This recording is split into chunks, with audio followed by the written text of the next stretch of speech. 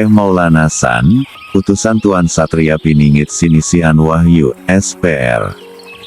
Tuan Syekh Maulana San, menemui Tuan Sang Hyang Nur Cahyaning Nirwana dan Tuan Syekh Subakir.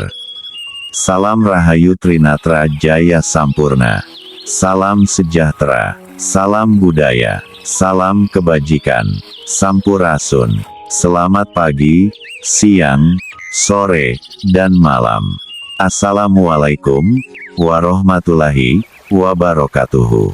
Selamat datang, para pemirsa, di channel Nusantara Raya 313, channel yang membahas hal-hal hakiki di akhir zaman. Kali ini channel Nusantara Raya 313, kembali menyampaikan kisah sang utusan Tuan SPR, yaitu kisah Tuan Syekh Maulana San, yang menemui Tuan Sang Hyang Nur Cahyaning Nirwana dan Tuan Syekh Subakir. Sebelum melanjutkan kisah sang utusan, mari kita mengenal lebih jauh, mengenai nama Tuan Sang Hyang Nur Cahyaning Nirwana, menurut bahasa hakikinya. Arti hakiki per huruf dari Sang Hyang Nur Cahyaning Nirwana adalah manusia di dunia yang menjaga bumi dan tempat-tempat lainnya di dunia. Berada di tempat yang kekal, aktivitasnya meliputi alam dohir, alam goib dan alam ruh, di alam semesta, di bumi, di tempatnya berada di alam goib dalam penjagaannya. Di alam goib dan di dunia selama hidupnya. Demikian penjelasan mengenai arti hakiki nama beliau, semoga kita semua dapat memahaminya. Setelah mendapat tugas dari Tuan SPR, maka Tuan Syekh Maulana San, segera melakukan perjalanannya, yaitu dengan tujuan menemui Tuan Syekh Subakir dan Tuan Sang Hyang Nur Cahyaning Nirwana. Di suatu tempat yang teduh, sejuk, sunyi, di tengah-tengah bebatuan yang terbelah, bentuk batunya lonjong ke atas dan lacip di bagian atasnya. Di bagian belakang ada air terjun, sedangkan di kanan kiri dan depan dikelilingi batu-batu menjulang tinggi, serta banyak pohon. Tuan Syekh Maulana San bertemu dengan seorang yang sudah tua, yang pantas disebut kakek. Kakek itu duduk di atas batu, dengan baju putih, dan tongkat di sampingnya. Orang tua itu bertanya kepada Tuan Syekh Maulana San, ada maksud apa Kisanak datang kemari? Sang utusan menjawab, saya ingin mengetahui asal mula dan awal peradaban di Nusantara. Lalu orang tua tersebut meminta sang utusan naik ke atas batu yang permukaannya datar. Lakukan sikap semedi, perintah orang tua itu, dan sang utusan mengikuti apa yang diperintahkan. Tiba-tiba suasana berubah, sang utusan mulai masuk ke awal mula Nusantara, dan sang utusan terkejut, karena tiba-tiba di sampingnya, sudah ada Tuan Syekh Subakir. Setelah memberi salam dan memperkenalkan diri, bertegur sapa, mulailah Tuan Syekh Subakir bercerita tentang awal mula peradaban Nusantara. Tuan Syekh Subakir berkata, awalnya, dahulu di Nusantara, penduduk pribuminya masih dari golongan jin, dan dikala itu semua jin istananya bisa dilihat dengan kasat mata, atau mata real, bukan batin, dan bisa mengambil barang atau benda, tanpa ritual gaib. Jika kita mau atau ingin suatu benda di zaman itu, kita harus bicara langsung ke khodam penjaga benda itu, karena kita bisa melihat dengan nyata.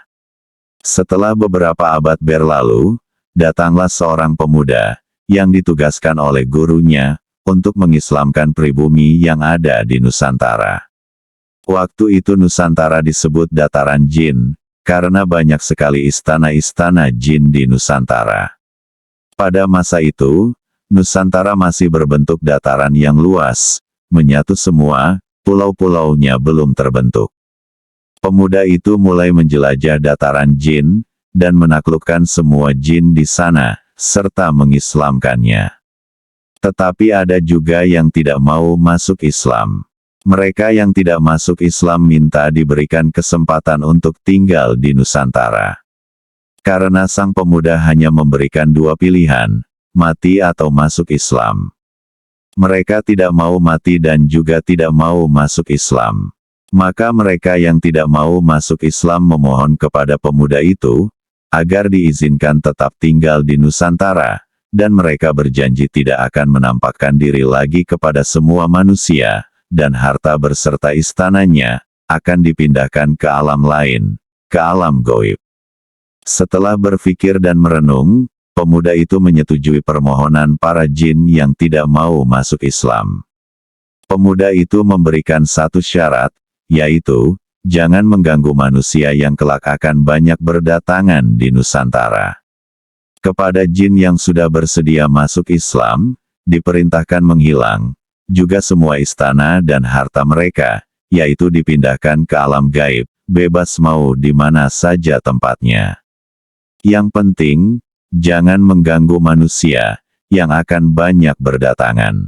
Pemuda itu juga memberikan satu perintah yaitu, jika saatnya tiba nanti, para jin harus mencari pemimpin akhir zaman, dan mereka harus mengikuti perintahnya dengan taat.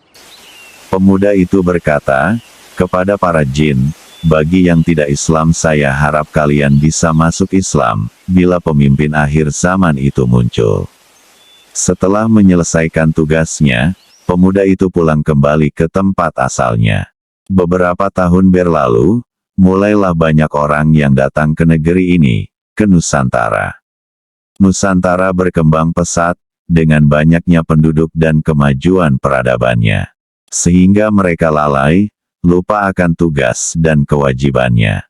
Dengan berlalunya sang waktu, ada satu masa terjadinya bencana besar yang mengakibatkan terpisah atau terbelahnya dataran, menjadi yang disebut sekarang pulau-pulau, dan ada satu kota yang maju peradabannya. Tapi ketika terkena bencana besar itu, tiba-tiba tanahnya turun sampai di titik terendahnya, dan air mulai merendam daerah tersebut, sehingga kota tersebut lenyap ke dasar lautan.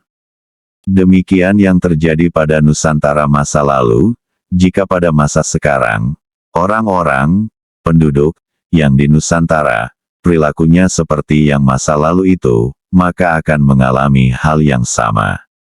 Tuan Syekh Subakir berkata, pada sang utusan, kamu tentu mengetahui apa yang terjadi di Nusantara sekarang ini, dan saya beritahukan padamu, nanti akan ada bencana besar juga sama seperti waktu dulu, yang memisahkan daratan menjadi pulau-pulau, maka persiapkanlah dirimu sebaik-baiknya, untuk menghadapi peristiwa itu.